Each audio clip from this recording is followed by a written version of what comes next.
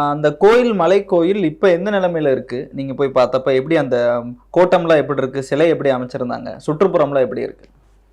மிகவும் ஒரு வருந்தத்தக்க, கண்டிக்கத்தக்க ஒரு கருத்து என்னவென்றால், பல லட்சம் மக்களின் அடையாளமாகவும், அவர்களது ஆதர்சமாகவும் இருக்கிற ஒரு கண்ணகி கோட்டத்தை நோக்கி ஒரு ஆண்டில் பல லட்சம் மக்கள் வருகிறார்கள்.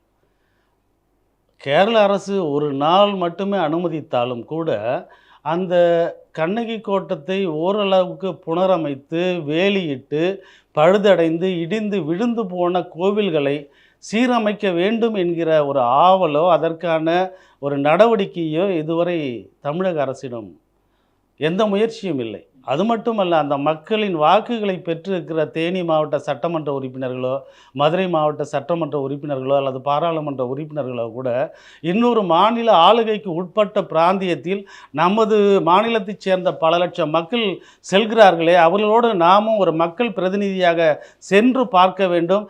அந்த சிரமங்களை நாமும் கண்டு உணர வேண்டும். அதை களைவதற்கான முன் முயற்சிகளை எடுக்க வேண்டும் என்கிற ஒரு இம்மியளவு விருப்பம் கூட, தூண்டுதல் கூட இந்த சட்டமன்ற, பாராளுமன்ற உறுப்பினரிடம் இல்லை என்பது தான் வருந்தத்தக்கதான ஒரு ஒரு உண்மை.